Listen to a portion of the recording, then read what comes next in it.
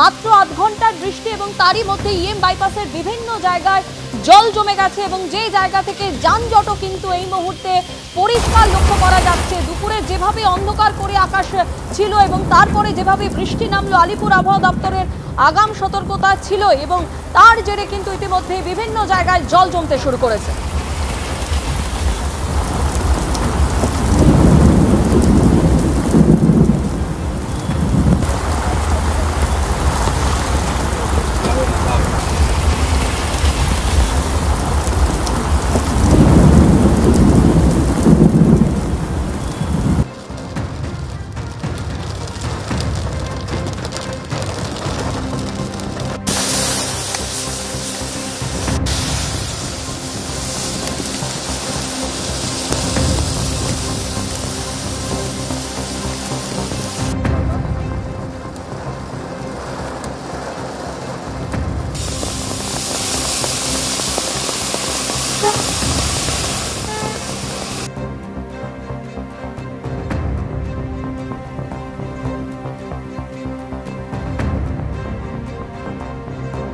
সরাসরি কথা বলবো আমাদের প্রতিনিধি ঐশী মুখোপাধ্যায় আমাদের সঙ্গে রয়েছেন। ঐশী, আমরা সেই ছবি দেখতে পাচ্ছি যে সায়েন্স সিটির সামনে মাত্র আধ ঘন্টার বৃষ্টি এবং তারপরে এইরকম ভাবে জল জমে গেছে এবং গাড়ি অত্যন্ত ধীর গতিতে চলছে। একেবারে দেখো, আলিপুর আবহাওয়া দপ্তরের পক্ষ থেকে কিন্তু সতর্কতা জারি করা হয়েছিল। ঝোড়ো হাওয়া এবং তারই সঙ্গে বৃষ্টিপাত, বজ্রবিদ্যুৎ সহ তারই সঙ্গে কিন্তু নিচু জায়গায় যে জল জমে যাবে সেই সতর্কতাও কিন্তু আলিপুর আবহাওয়া দপ্তরের পক্ষ থেকে জানানো হয়েছিল। আর তুমি দেখতে পাচ্ছ ইতিমধ্যে আমরা রয়েছি সায়েন্স সিটি থেকে, মানে চিংড়িঘাটা থেকে সায়েন্স সিটি যাওয়ার যে কানেক্টিং রাস্তা, সেই রাস্তাতে, এবং সেখানে ইতিমধ্যেই কিন্তু জল জমে গিয়েছে।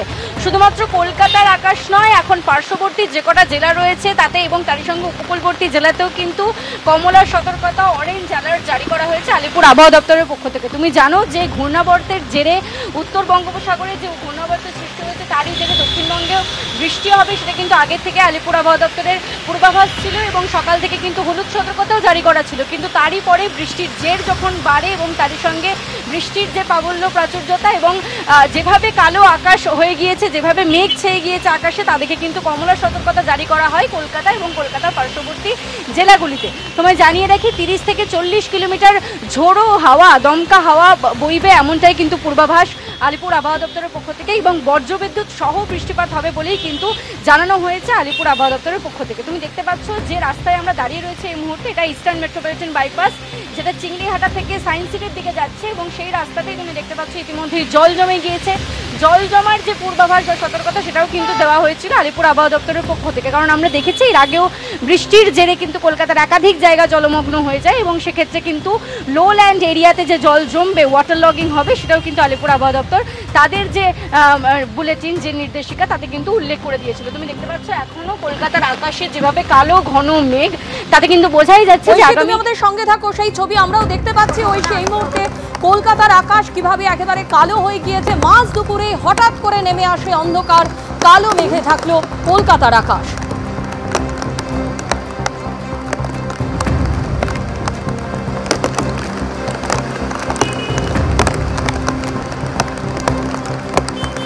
अरे छाता यार। हेलो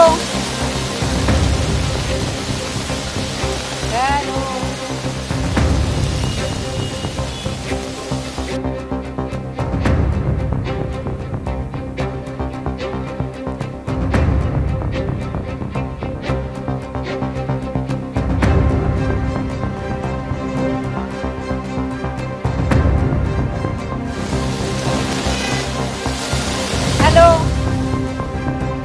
সরাসরি আবারও কথা বলবো আমাদের প্রতিনিধি ঐশী মুখোপাধ্যায়ের সঙ্গে। ঐশী, একেবারে মাঝ দুপুরেই যেভাবে অন্ধকার নেমে এসেছে এবং কালো মেঘে কলকাতার আকাশ ঢেকে গেছে এবং এই আধ ঘন্টার বৃষ্টি, তাতেই যে ছবি আমরা দেখাচ্ছি যে সায়েন্স সিটির সংলগ্ন এলাকা এবং ইএম বাইপাসের সংলগ্ন বিভিন্ন জায়গায় জল জমে গেছে, গাড়ি অত্যন্ত ধীর গতিতে চলছে।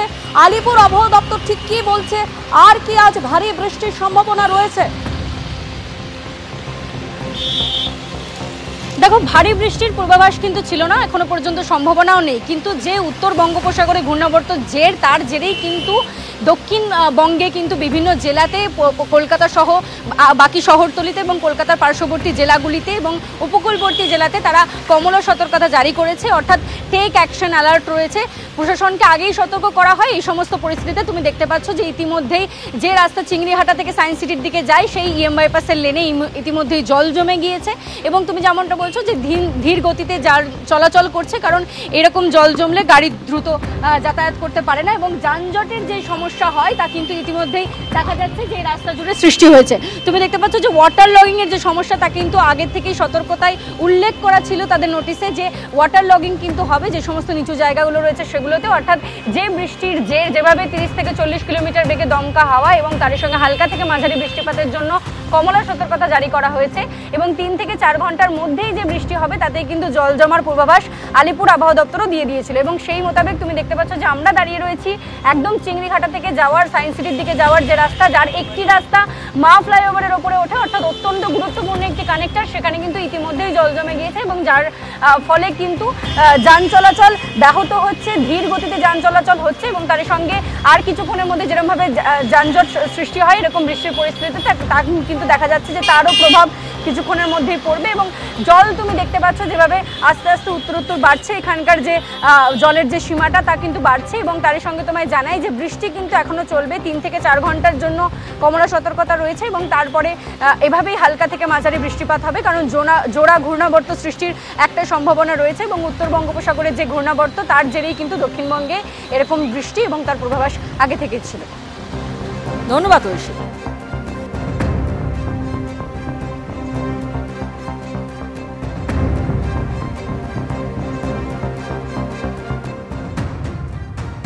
এদিকে রাজ্যকে না জানিয়ে ডিভিসি জল ছাড়ার অভিযোগ, এই খবরের দিকে আমাদের নজর থাকবে। আলিপুর আবহাওয়া দপ্তরের সাংবাদিক বৈঠকে সরাসরি চলে যাব। উপকূলবঙ্গের জেলা উত্তর এবং দক্ষিণ 24 পরগনা, কলকাতা, হাওড়া, হুগলি সংলগ্ন নদিয়া এবং আমাদের পূর্ব পশ্চিম মেদিনীপুর ও ঝাড়গ্রাম এসব জেলাতে বজ্রবিদ্যুৎ সহ বৃষ্টিপাতের সম্ভাবনা রয়েছে। মূলত হালকা থেকে মাঝারি বৃষ্টিপাতের সম্ভাবনা বেশি রয়েছে, আর বাকি জেলাগুলোতে 1-2 জায়গায় করে হালকা বৃষ্টির সম্ভাবনা রয়েছে। আমাদের কলকাতা বা তার পার্শ্ববর্তী অঞ্চলে আজকে দুপুরে অলরেডি শুরু হয়েছে কিছুটা থান্ডারস্টর্ম অ্যাক্টিভিটি। তো এখন যে বৃষ্টিটা হবে মোটামুটি আমাদের এই বজ্রবিদ্যুৎ সহ বৃষ্টিপাতের সম্ভাবনাই থাকছে 1-2 স্পেলে। আজকে আবার কালকে এই দুদিনই সম্ভাবনা রয়েছে। 2 দিন পরে দক্ষিণবঙ্গে বৃষ্টিপাতের পরিমাণ কমবে। কেবলমাত্র তৃতীয় দিনে কেবলমাত্র আমাদের উপকূল অঞ্চলের উত্তর দক্ষিণ 24 পরগনা এবং পূর্ব পশ্চিম মেদিনীপুর এইসব জেলাগুলোতে এবং তার সংলগ্ন জেলাগুলোতে 1-2 জায়গায় বৃষ্টি হতে পারে। বৃষ্টিপাতের পরিমাণও কমবে এবং এরিয়াও কমবে 2 দিন পরে। আর উত্তরবঙ্গে এখন বৃষ্টিপাত আমাদের অলরেডি কমে গেছে, ওখানে কেবলমাত্র 1-2 জায়গায় হালকা বৃষ্টিপাত হতে পারে আগামী 3-4 দিন, তারপরে মূলত শুষ্ক আবহাওয়া যেতে পারে এবং দক্ষিণবঙ্গেও আমাদের 4 দিন পরে শুষ্ক আবহাওয়ার সম্ভাবনা, 3-4 দিন পরে শুষ্ক আবহাওয়ার সম্ভাবনা রয়েছে এবং তার আগে 2 দিনের পরেই আমাদের পশ্চিমের কিছু জেলাগুলোতে শুষ্ক আবহাওয়া যাওয়ার সম্ভাবনাই রয়েছে।